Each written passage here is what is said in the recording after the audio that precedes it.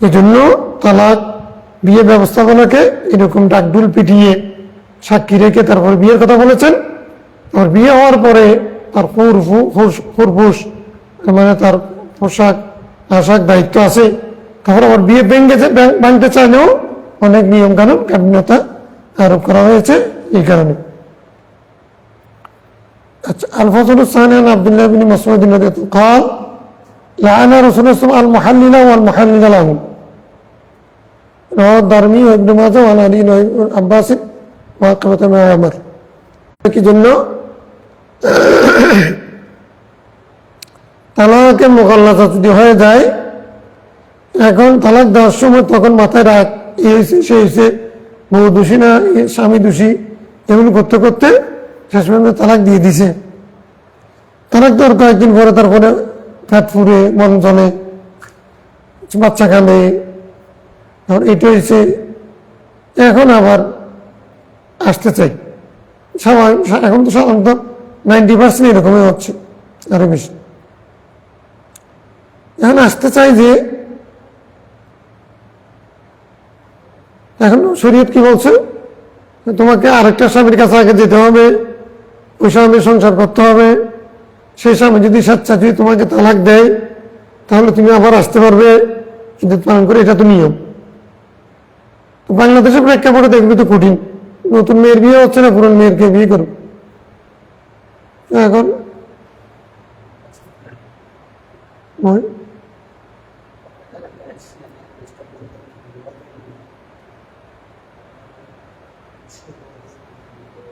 আবার চালু করতে হবে, আপনি বন্ধ করে একবার চালু করেন, বন্ধ করে বিধির চালাবার সবার শেষ করে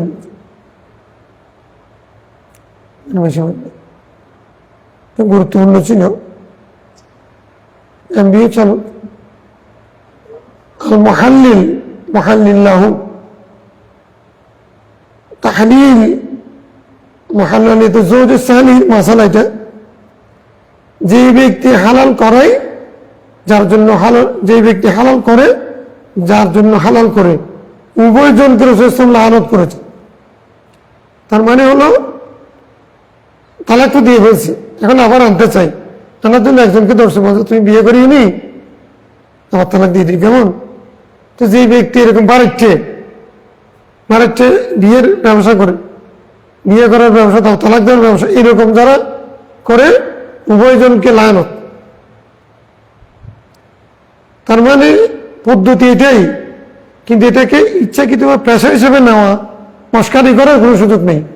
একজনের তালাক হয়ে গেছে, স্বামী থেকে বিচ্ছিন্ন হয়ে গেছে, এখন আরেকজনের কাছে বিয়ে বসেছে, এখন ওখানে সংসার ঠিকভাবে চলছে, কোনো অসুবিধা নেই।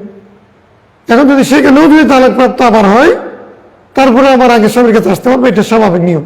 এটাকে তুমি আর্টিফিশিয়াল নিয়ে কৃত্রিমভাবে যদি করতে যাও, যে করবে তার উপরেও খোদার লাগানো, যার জন্য করবে তার উপরেও খোদার লাগানো, মানে শরীয়তকে যারা মস্কারা হিসেবে নেয় তাদেরকে লানত করেছে। এগুলো দয়ুস ফালতু সমাজের নিকৃষ্টতম মানুষ। হ্যাঁ,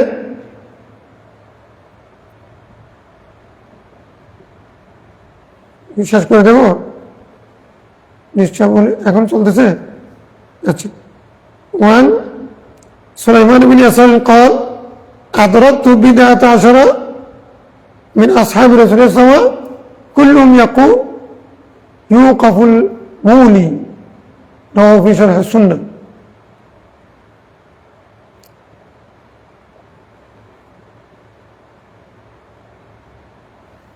আমি 10 এর চেয়ে বেশি আল্লাহ নবী সাহাবীকে পেয়েছি, প্রত্যেকে বলেছেন যে ইউকাফুল মুলি, ইলাকারীকে থামিয়ে দেওয়া হবে।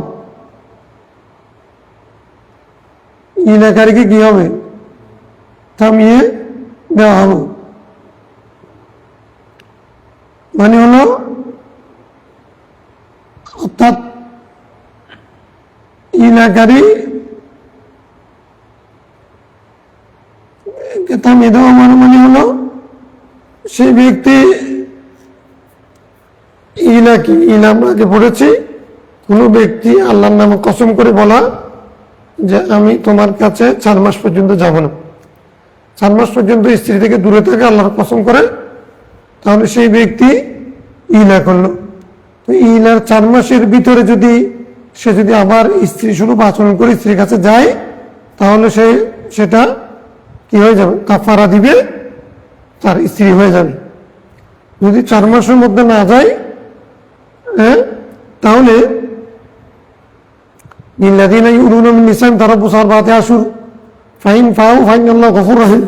তারা যদি 4 মাসের মধ্যে ফিরে আসে, আল্লাহ ক্ষমাশীল। হ্যাঁ, আর যদি তারা যদি 4 মাসের মধ্যে ফিরে না আসে, তাহলে 1 তালাক বাইনা হয়ে যাবে, 1 তালাক। তাহলে কি করবে? ইলাকারীকে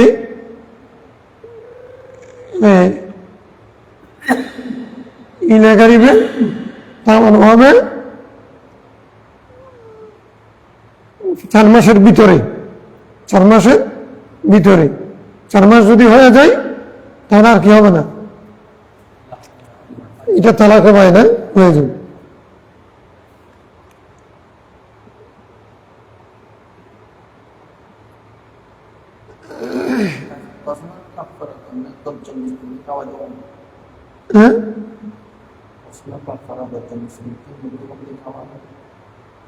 হ্যাঁ, অথবা কাপড় দেওয়া, অথবা 3টা রোজা রাখা, অথবা একটা গোলাম আজাদ করা।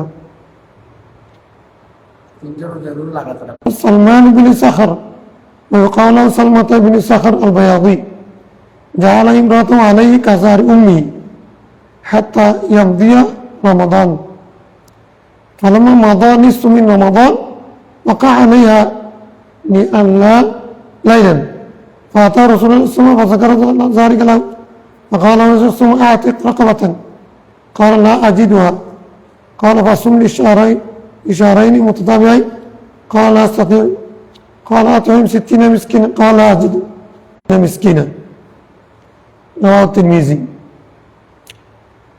আচ্ছা, হযরত সালামা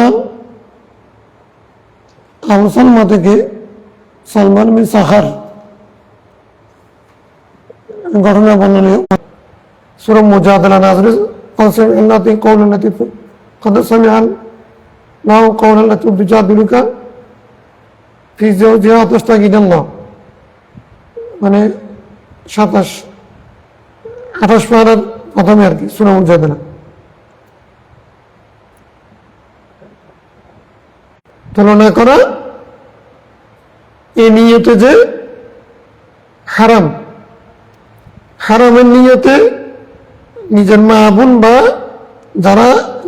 যাদেরকে বিয়ে করা হারাম তাদের সাথে অথবা তাদের অঙ্গের সাথে তুলনা করে স্ত্রীকে তুলনা করাকে জিহার বলা হয়। অর্থাৎ তুমি আমার মায়ের মতো, মায়ের মতো মানে তুমি আমার বোনের মতো নিয়ত করবে যে হারাম, বোন যেমন আমার জন্য হারাম তোমার হারাম, এরকম এই নিয়তে তুলনা দেওয়াকে জিহার বলা হয়। এখন হযরত সালমান বিন সাখর স্ত্রীকে মায়ের পিঠের সাথে তুলনা করেছেন। এইরকম তুলনা করে জিহার করার পরে হাত্তা ইয়ামদিয়া রমাদান, রমজান মানে হাত্তা ইয়ামদিয়া রমাদান মানে যতদিন পর্যন্ত রমজান শেষ হবে না তুমি আমার কাছে আমার মায়ের মতো, যতদিন রমজান শেষ হবে না ততদিন তুমি আমার কাছে আমার মায়ের মতো। এখন রমজান অর্ধেক গেছেনি, ওয়াকা আলাইহা লাইলান, এক রাত্রে যাতে তুমি 2 মাস লাগাতার রোজা রাখবে, আমার পক্ষে এটা সম্ভব না। দিনে এনে দিনে খাই, আমি কি 2 মাস রোজা রাখবো? 1 মাসে রোজা রাখতে আমার ডাক পেরে যায়। কলা আতহিম 60 মিসকিনা, তাহলে তুমি 60 জন মিসকিনকে 2 বেলা ভাত খাওয়াও। কল্লা জিতু, আমার পক্ষে সম্ভব না, সে টাকা পয়সা নেই। কারণ সময় আনি ফারমাতা ইবনে আমর হয়তো 15 সাআন ও 16 সাআন, মানে 15 অথবা 16 সা পরিমাণ। তাহলে 1 সা পরিমাণ কত? 2 কেজি 200 গ্রাম। আচ্ছা, তাহলে 15 দুগুণ 30 কেজি, এরকম।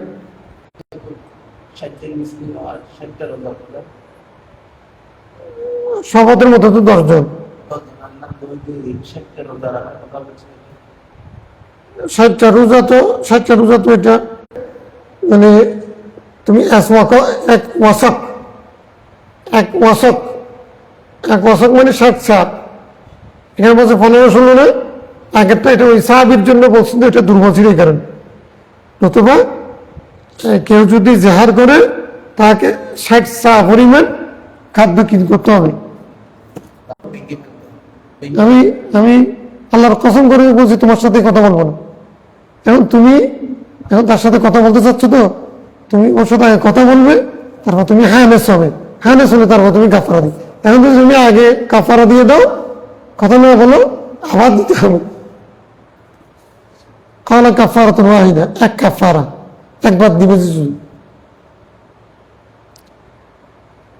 নওয়াজ তিরমিজি ও ইবনে মাজাহ অনেক কিছু মানে মিলন করে বলছে। ফাতান নবী সাল্লাল্লাহু আলাইহি ওয়াসাল্লাম বাকালা রাসূল দরবারে এসে এটা যখন উল্লেখ করলেন, বাকালা মা হামালাকা আলা যালিক, তুমি এই কাজে উদ্বুদ্ধ হলে কেন? কোন কাজ তোমাকে বাধ্য করেছে? এটা তুমি তার সাথে জিহাদ করেছো, তো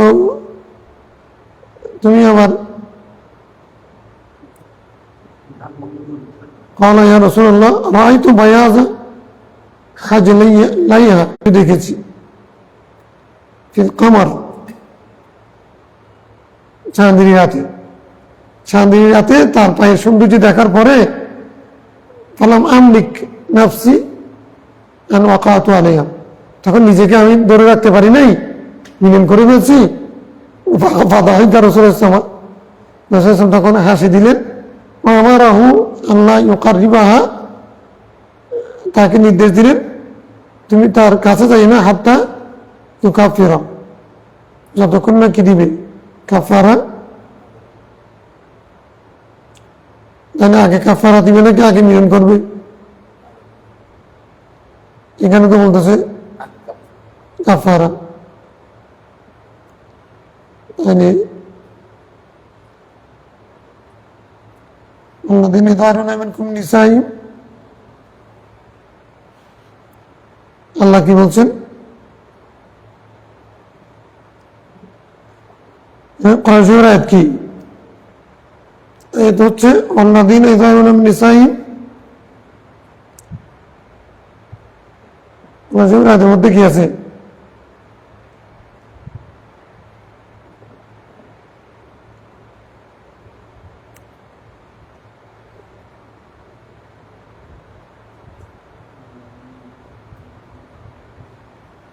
সূরা মুজাদিলার শুরু দিয়ে কি আছে?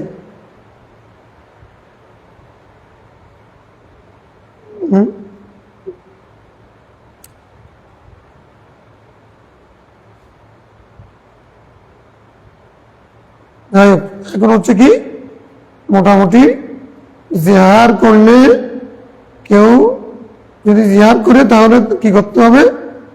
কাফারা দিতে হবে। কাফারা হচ্ছে কি,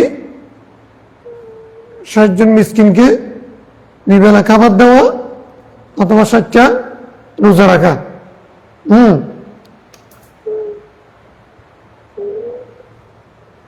সেখানে শুধু একতলাফ আছে যে 60টা রোজা কি লাগাতার রাখবে নাকি কি করবে, পৃথক পৃথক রাখলে হবে। হানাফিরা বলছেন পৃথক রাখলে হবে, তারপরে সাহাবীরা বলছে লাগাতার রাখতে হবে, ওই রমজানের উপরে কিয়াস করে। আমরা বলছি আল্লাহ যেটাকে মতলব রেখেছে সেটা মোকায়েদ করা যাবে না। হানাফিরাই কথা বলেছেন। হ্যাঁ,